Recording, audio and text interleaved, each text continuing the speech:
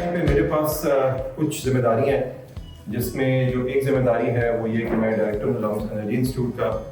दूसरी जिम्मेदारी है कि मैं डायरेक्टर हूँ national centre in big data cloud computing का, और इसके अलावा मैं प्रोफेसर कंप्यूटर साइंस डिपार्टमेंट में हूँ और अपनी टीचिंग वगैरह भी करते हैं। मैं एनटीडीसी के बोर्ड पे भी हूँ। उसके अलावा जो न्यू एनर्जी व्हीकल पॉलिसी बन रही है उसके अंदर भी जो टीम्स का हिस्सा है उसमें मेरा थोड़ा सा किरदार है। इससे पहले जो इलेक्ट्रिक व्हीकल पॉलिसी से पहले बनी थी उसके अंदर भी है। उसके अलावा एनर्जी एफिशिएंसी के या पावर सेक्टर के जो डिफरेंट चीज़ें चलती रहती हैं उनमें थोड़ा बहुत हमारा हिस्सा होता है, ज़ाती तौर पे मेरा या हमारे जो ग्रुप है या मेरे बाकी जो साथी हैं उनका। तो पावर सेक्टर के साथ हमारा काफ़ी आप ये कह लें कि इतना ताल्लुक है कि हम काफ़ी अच्छी तरह उसके अंदर बाहर को समझते हैं और समझते हैं कि कैसे पाकिस्तान में उसकी बेहतरी लाई जा सकती है, और वक्तन फ़वक्तन हम अपनी जो एक तरह से मशवरे हैं वो हुकूमत को देते रहते हैं। ज़्यादा मसला हमारे पास है कि हमारा थोड़ा सा इनोवेशन में पीछे रहे। दूसरा ज़्यादा बड़ा मसला जो हमारा ज़्यादा बना कि अगर इनोवेशन होनी है तो उस इनोवेशन में बनना है और इस्तेमाल होना है और आगे जाके किसी मसले को हल करना है। वो जो मसाइल का हल है वो हमारी यूनिवर्सिटियाँ नहीं निकाल सकती। अगर आप यूनिवर्सिटीज़ में जाएँ, और मैं आपको इंकरेज करूँगा कि आप लम्स को छोड़ें, किसी और यूनिवर्सिटी में चले जाएँ, और जब यूनिवर्सिटी में आप जाते हैं तो आपको नजर आता है कि ऐसे जबरदस्त प्रोजेक्ट्स, ऐसे जबरदस्त आइडिया जो कि बड़े अच्छे तरीके से लोगों ने किए होते हैं लेकिन वो उससे आगे नहीं जा पाते। और उसके अंदर हमें जो अंदाजा हुआ कि जब हुकूमत कोई रिसर्च पे पैसे खर्च करती है और जब वो इस काबिल हो कि उसको कमर्शलाइज किया जा सके तो उसके दरमियान में एक टाइम होता है जिसको हम कहते हैं value of death, technology value of death, commercialisation value of death, मुख्तलिफ नामों के साथ है। वो जो वैल्यू ऑफ डेथ है, अगर आप वहां पे अपनी इनोवेशन को ना संभाल सके तो ना तो वो इस काबिल होगी कि वो इंडस्ट्री के फायदे में हो, और ना कोई इन्वेस्टर इस मूड में होगा कि उसमें इन्वेस्ट करे। तो वो जो वैल्यू ऑफ डेथ है हमारी, अक्सर इनोवेशन वहां पे आके गिर जाती है। और ये हमारा मसला नहीं है, ये चाइना कोरिया अमेरिका सबका मसला है कि इनोवेशन की वैल्यू ऑफ डेथ हमेशा आती है। लेकिन उन्होंने उसके ऊपर कुछ ब्रिजेस बना दिए। उनका ठीक है, हमारे पास कुछ फंडिंग अवेलेबल है, आपकी कंपनी नहीं बनी है, ठीक है, प्रॉफिटेबल कंपनी है, लेकिन हम आपको कोई मतलब फायदा लिए बगैर ग्रांट फंडिंग से या उसको हम कहते हैं नॉन डायरेक्टेबल इक्विटी से उसको हम इसको क्रॉस करा देंगे, और तभी उनकी कंपनियां एक खास हद से आगे चली जाती हैं। और कंपनियों का मैं इसलिए जिक्र कर रहा हूँ कि जो दुनिया में हमारी जिस जमाने में हम रह रहे हैं इस दौर में कंपनियों ने सबसे ज्यादा इनोवेशन की है।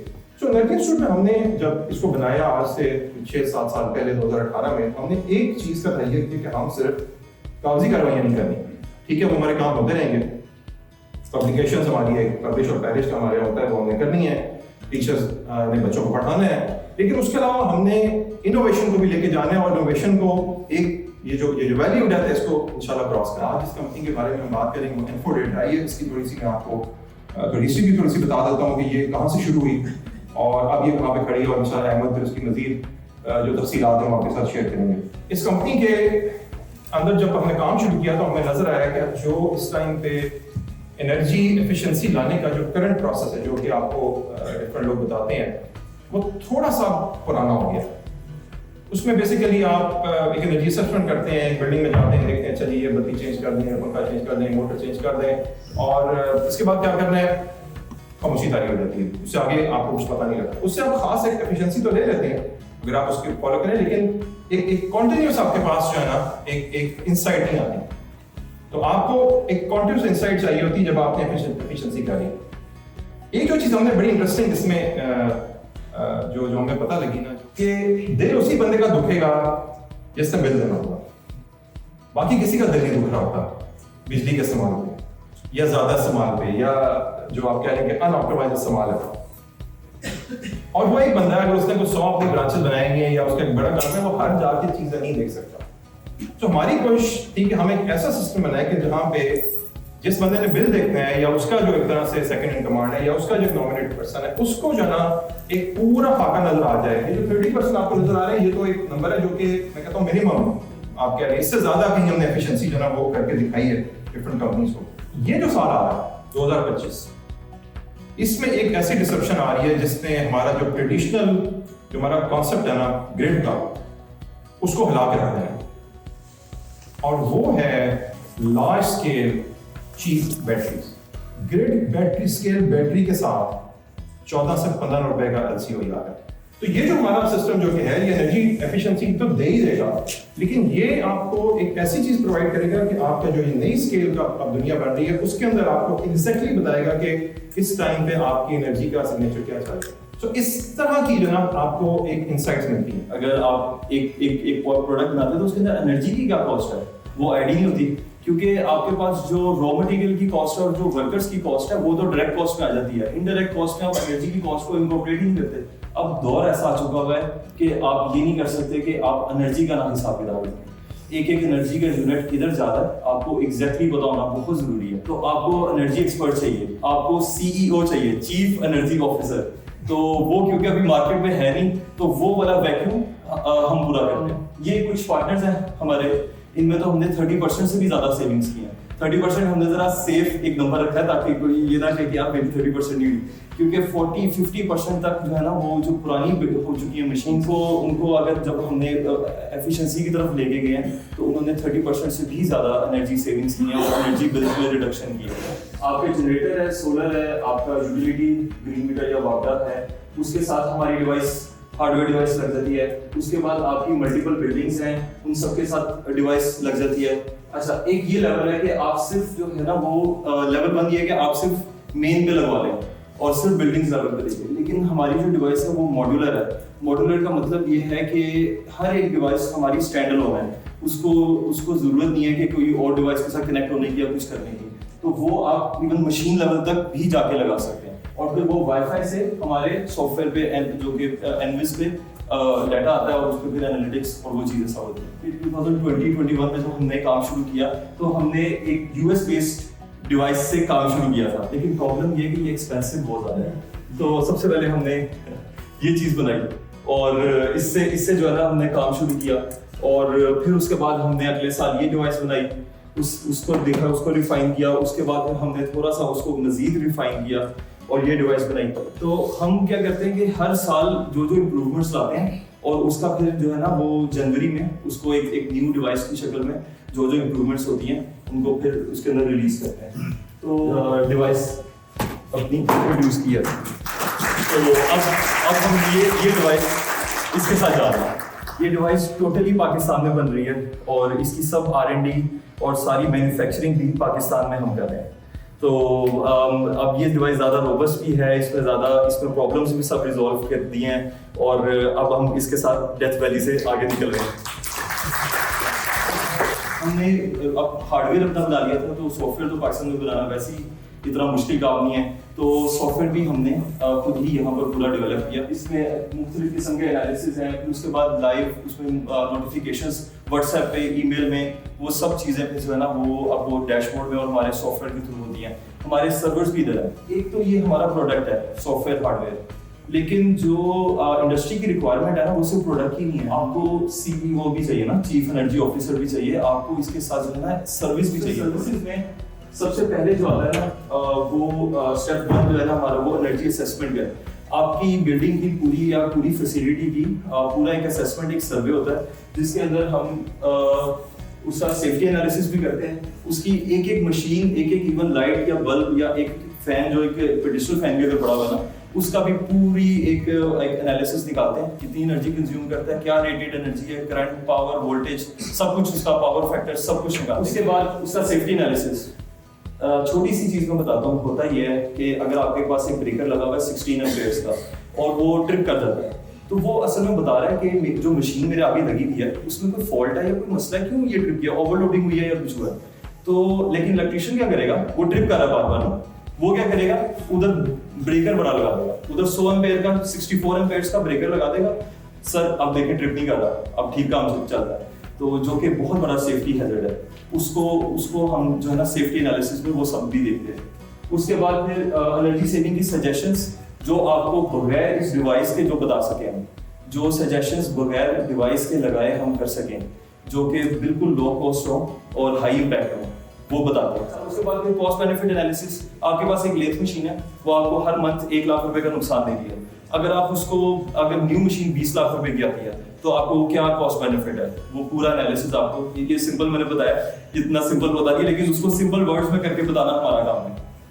अच्छा, उसके बाद फिर आपके बिल की पूरी रिकंसिलिएशन। आपका इलेक्ट्रिसिटी बिल, ये मेरा बिल मुझे जस्टिफाई कैसे है, ये मैंने एनर्जी इतनी अगर कंज्यूम की है तो मैं ये टैक्सेस क्या दे रहा हूँ, मुझे यूनिट कॉस्ट क्या पड़ी है, मेरा जनरेटर कितना चल रहा है, ये सब चीज़ें स्टेप 1 में हम क्लियर करते हैं।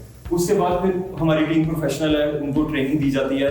हमारी पूरी जो है ना एक ट्रेनिंग का कोर्स होता है, जिसके बाद जो है ना वो हमारे एनर्जी कंसल्टेंट्स को हम अलाउ करते हैं कि वो मार्केट में जाके हमारा नाम यूज करके तो ये सर्विस दें। उसके बाद फिर 2 और 3 जल्दी से आ जाते हैं, क्योंकि ना उसमें एक इंस्टॉलेशन होती है डिवाइस की और एक में फिर उसके बाद जो है हमारा डैशबोर्ड जो है वो हेल्प करता है वो उसको करने में, एनालिसिस करने में।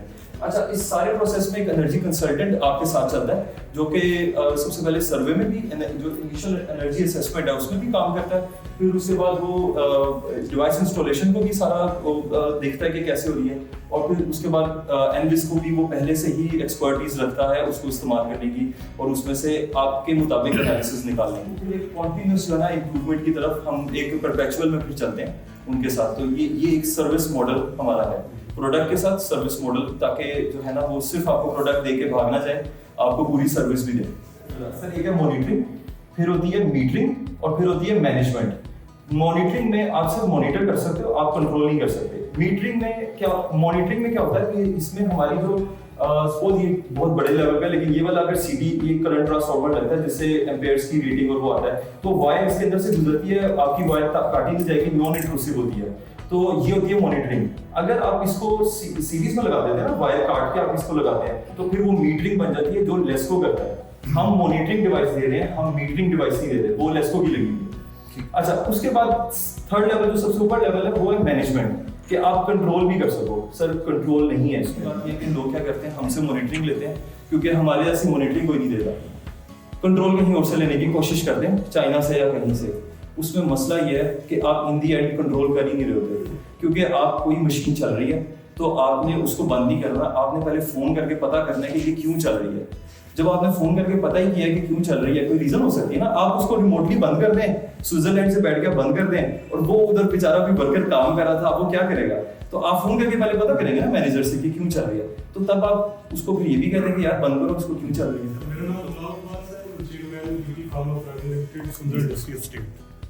क्वेश्चन ये है कि 2 तरह के क्वेश्चन है। एक तो ये कि बिहेवियरल मॉडिफिकेशन करके हम अपना ऑप्टिमल कॉन्शियस लेवल करके इसको क्या कंजर्व कर सकते हैं, और वही टारगेट हम अचीव कर सकते हैं आपकी डिवाइस के बगैर, अगर हम सब जो है ऑप्टिमली कॉन्शियस हो जाए कि यार इस तरह से हमने कंजर्व करना है। नंबर 1। नंबर 2 ये है कि सुंदर इंडस्ट्री स्टेट का अपना एक सॉवरन और इंडिपेंडेंट एक ग्रिड सिस्टम है, तो उनके टैरिफ्स और उनके बिलिंग अपना एक सिस्टम है, तो उसके साथ आप लेस्को या डिस्ट्रीब्यूशन कंपनी को कैसे जो है इनकॉर्पोरेट करेंगे इस डिवाइस में। सर जो पहला है ना आपका क्वेश्चन, उसका आंसर ये है कि आप सबको केल्विन का पता होगा, लॉर्ड केल्विन का ना, जिसका केल्विन टेम्परेचर का जिसका एक स्केल है जो कि इंडस्ट्री में स्टैंडर्ड है जो होता है।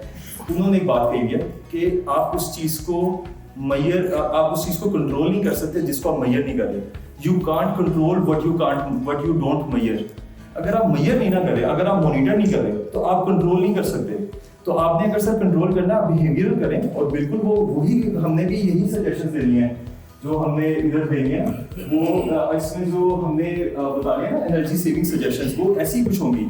तो उसको लेकिन मॉनिटर कैसे करेंगे कि यार मैंने ये चीज बिहेवियरल चेंज किया, अब इसकी वजह से इम्पैक्ट क्या है वो कैसे निकालेंगे। उसके लिए महीना एंड का इंतजार करेंगे, और महीने एंड में और बहुत सी चीजें हो चुकी होंगी ना, तो आपको कैसे पता लगेगा कि जो मैंने इंटरवेंशन किया उसका इम्पैक्ट क्या है, उसकी वजह से कितनी एनर्जी सेविंग हुई है। इसमें अगर आप देखें, पता नहीं बहुत छोटा लिखा हुआ पढ़ा जा रहा है कि टॉप मैनेजमेंट कमिटमेंट लिखा हुआ है, वो बहुत जरूरी है। टॉप मैनेजमेंट अगर साथ नहीं है, कुछ नहीं हो सकता। आप किसी मैनेजर को, किसी वर्कर को कुछ भी नहीं कह सकते जब तक टॉप मैनेजमेंट की तरफ से। इसी वजह से आप सब जो है ना, हमने सी लेवल, आप हमारे जो है ना कस्टमर हैं, हमारे कस्टमर वो वर्कर्स या वो मैनेजर्स नहीं है। सर दूसरा जो आपका क्वेश्चन है ना सर, जैसे आपने कहा ना कि सुंदर का अपना है, सर मोडोटोन का भी अपना है सर, इसी तरह और भी बहुत सी जो है ना वो बल्क परचेजर्स हैं जिनका अपना है। तो सर वो बिल्कुल सर मैं 10 सालों से जो है ना इसमें हम यही काम कर रहे हैं सर। अब ना पिछले 5 सालों से हमने यही जो है ना काम किया, वो बिल्कुल वो मसले की बात नहीं है, वो तो करते ही हैं हम। वो लेबल्ड हो जाएगा। हाँ जी सर वो तो मसला ही नहीं। इंडस्ट्री के बारे में तो आपने बहुत कुछ बताया। घर के बारे में आप कोई मजीद वजाहत नहीं कर सकते। सर अगर कुछ उसके बारे में जी। बता दें सर कि वो जो गिफ्ट मेरे घर में आता है उसको मैं कैसे चुकाऊंगा? सर अभी जो वही बात है कि सर अभी सर वो अब आप माइंड ना करेगा कि जो हमें इम्पैक्ट ज्यादा नजर आता है वो इंडस्ट्री और कमर्शियल में है जो सर, क्योंकि ना जो मैं समझता हूँ कि जो ये इंडस्ट्रियलिस्ट है और जो बिजनेसमैन है ना, ये पाकिस्तान है, इन्होंने पाकिस्तान में जो है ना मैन्युफैक्चरिंग इन्होंने रोजगार देना है, इन लोगों ने करना है। सर इसके बाद इंशाल्लाह अगले साल जनवरी में आप आएंगे ना तो मैं रेजिडेंशियल का कर रहा हूँ। I am from insurance industry. I have multiple branches all across Pakistan. Ji So उसको हम कैसे एनालिसिस करके एनर्जी वाइज के पर ब्रांच वाइज हम उसको कैसे मास्किंग करके उसको किस तरह से एफिशिएंटली यूटिलाइज कर सकते हैं आपके सिस्टम? सर आपके पास हर ब्रांच पे एयर कंडीशनर्स होंगे, हर ब्रांच पे जो है ना वो आपके पास मुख्तलिफ हीटिंग की चीज़ें होंगी। आपके पास छोटी सी मिसाल है कि आपके पास एक टी केटल भी होगी वहाँ पर। सर वो जो ये छोटी छोटी चीज़ें ना यही मिलकर आपका बिजली का बिल बनाती हैं। इन सबको मॉनिटर करेंगे तो ही पता लगेगा ना कि कौन से कल्प्रिट्स हैं। दो तरह के ना आपके पास, यानी कि अगर आप एक कमर्शियल बिल्डिंग में बात करें ना तो दो तरह के मसाइल आते हैं। एक तो ये होता है कि कुछ ऐसी मशीन्स हैं जो जिनकी जब जरूरत नहीं है ना उस टाइम पे एनर्जी कंज्यूम करेंगे। जैसे रात को 2 बजे आपके ऑफिस में वाटर डिस्पेंसर होगा, वो क्यों चल रहा है? उसकी रीजन रात को 2 बजे किसने पानी पीना ठंडा वहां पर, वो जरा मुझे बता दें। मतलब ये इंडस्ट्रियल लेवल पे कंट्रोल करने वाली चीज है। इंडस्ट्री कमर्शियल तो मैम आप जो हम पावर बैंक लगाते हैं पीछे जी मेन के ऊपर, तो उसका कोई इम्पैक्ट आएगा या नहीं आएगा? सर किस चीज का? अच्छा जी सर वही बात है ना सर, आपको ये कैसे पता चलेगा कि पावर बैंक कितने वाला, कैपेसिटर बैंक जो है वो कितने वाला चाहिए? अच्छा मैं एक और चीज, एक मजे की चीज बताता हूँ। कई दफा आप कैपेसिटर बैंक खरीदने की तरफ जाते हैं, आप ये नहीं देखते कि कौन सी मशीन है जो पावर फैक्टर खराब कर रही है, आप उसको क्यों नहीं रिपेयर करवाते या उसको क्यों नहीं आइडेंटिफाई करते? तो ये बड़ा इंपॉर्टेंट है कि आप बजाय के एक एक्टिव सोल्यूशन की तरफ जाएं जिसका आपका खर्चा भी होना है, आप अपनी मशीन को ठीक करें जिसका अगर पावर फैक्टर खराब हो रहा है ना मोटर का अगर, तो उसका वो मशीन बता रही है अपना। जानना था कि क्या ये 3 फेज होते हैं जो मुख्तलिफ डिवाइड लोड किया होता है, तो तीनों लोड्स पे अलग-अलग हम लोग Yes. तीन डिवाइस चाहिए हमें? नहीं सर, ये एक ही मशीन जो है ना, ये जो मेरे हाथ में अभी है ना, ये 3 फेज 3 मशीनों के साथ लग जाती है। यानी कि आपके पास 3 मशीन है, 3 ये फेज 3 डिफरेंट चीजें चाहिए, तीनों 3 प्रोडक्ट चाहिए हमें। ये आपकी जो डिवाइस है सर, पावर, एक आपके पास 3 मशीन है। आपने बात की कि हम मॉनिटरिंग करने के लिए मीटर से आगे हम इसको यूज Yes. करेंगे, तो 3 फेज पे 3 चाहिए या एक ही चाहिए? 3 फेज पे 1 से आपका मतलब है जो आपके पास वो फ्रंट डिवाइस टाइप दिखा रहे हैं आप, वो जी। तीनों तारें उसमें से गुजरेंगी यस सर, ऐसे हो। और इस पे कोई लोड की कोई लिमिटेशन आपने रखी है? सर कोई लिमिटेशन नहीं है हमारे पास, हमने 6000 रुपए भी मुहैया किया हुआ है। तो हमारे पास बेसिकली कंपोजिट है, स्पिनिंग है, वीविंग है, निटिंग है, डाइंग है, प्रिंटिंग है, स्पिन सेटअप है। तो हमारे पास स्पिनिंग सेक्शन के अंदर जो है 200 प्लस मशीनें लगी ना, इसी तरह आगे रूम सेक्शन में भी है, ठीक है। वहाँ पे टोटल कितना वो ये लगेगा और उसकी जो है ना रेट ऑफ इनकम, यानी कि सर जब आप कितनी देर में आ जाएगा? जब आप स्टेप 1 करवाएंगे उसके बाद हम बता सकते हैं कि क्योंकि अभी हमें आपका नहीं पता ना कि कितनी मशीन्स किधर कहाँ है, पावर सिस्टम किस तरह है। जब स्टेप 1 होगा उसमें असेसमेंट होगी, उसमें बाकी चीजें भी आपको बताएंगे, उसमें हम अपना भी अगला स्टेप का काम कर लेंगे कि कितनी मशीन्स लगनी चाहिए और वो कितनी मॉनिटरिंग डिवाइसेस लगनी चाहिए। अच्छा, जो उसमें आपको 30% आप कह रहे हैं कि वो सेविंग होगी, तो टोटल हमारे जो प्रोडक्शन उस पे बेस करेगी या कुछ? सर हर जगह पे 30-30 होगी तो अच्छा। ओवरऑल 30 बनेगी। ओवरऑल